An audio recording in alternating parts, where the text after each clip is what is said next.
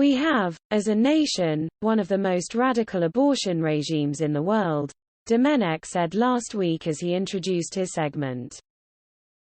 The Mississippi law is actually closer to the policies of many European countries that outlaw abortion after 12 weeks of pregnancy. These are many of the same countries the left wants us to emulate in almost every other way, except, of course, abortion, he noted. None of them have what America effectively has in many states, abortion up to the point of birth, the host continued. For that, you have to look at our moral equals in nations like China or North Korea.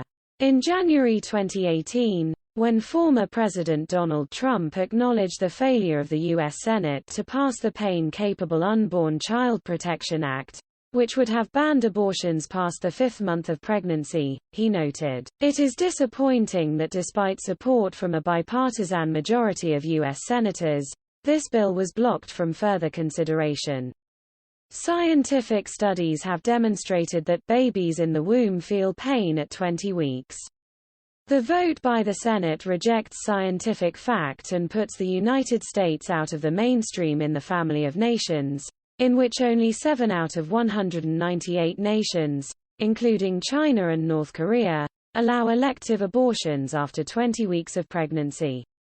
We must defend." Domenech maintained the likely reason why many Americans have still not awakened to the moral reality of what abortion does to families and societies is both complicated and yet very simple. Many of us have been willing to look the other way, and a vast industry of powerful forces in our country have worked very hard to make sure that we do.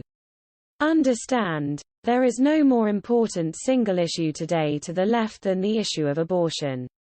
It is an item of faith they are wedded to stronger than any religious conviction.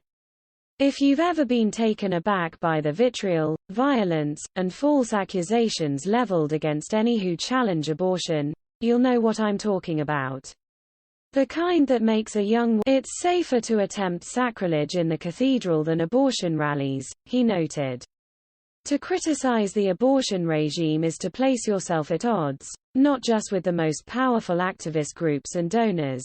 It is to take on the woke corporatists and Hollywood, and our corrupt media and big tech and, well, just about everybody with power in Domenech said that since the Supreme Court's landmark decision in 1973 in Roe v. Wade, the pro-abortion left has worked to gaslight the country into believing things that just aren't true. They pretended they wanted abortions to be rare. They claimed they didn't profit from them. They denied they sold organs.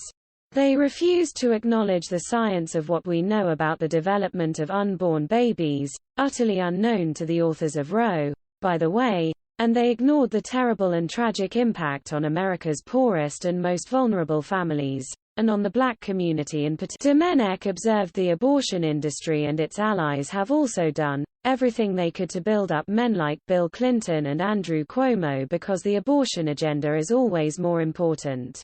When it comes to the so-called devout Catholic, President Joe Biden, Domenech said it is clear why he flipped on the Hyde Amendment, and ultimately supported the use of American taxpayer dollars to pay for abortions. Every Sunday his head bowed in his church, he knows who runs the left. He wanted to be president, and he was willing to make a deal to do it. And in every aspect of this effort, the pro-abortion left has had the strong advocacy of a media that has displayed more corruption on this topic than perhaps any other. If you watch ABC, NBC, or CBS Today, pro-life women simply do not exist.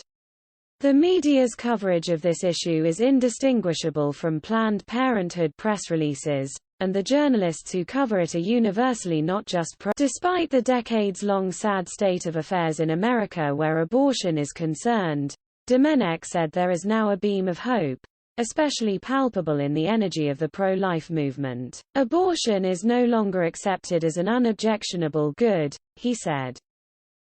Indeed, many Americans have now seen the displays by some of the pro-abortion groups, such as the Shout Your Abortion campaign, where women are urged to share happy stories about ending the lives of their unborn children. These, now, seem frantic and, at the very least, ultrasound technology and the stories of women who have suffered the loss of miscarriage have also helped to change hearts and minds, Domenech said. When Iceland says they've eradicated Down syndrome, good people cringe because we know what that really means, he observed. There is today renewed hope among those who believe every unborn baby has a right to life. He concluded that the Supreme Court may at long last reopen this significant question for us to decide, as citizens and states, instead of leaving the deepest moral question of life and death to 9 people in robes.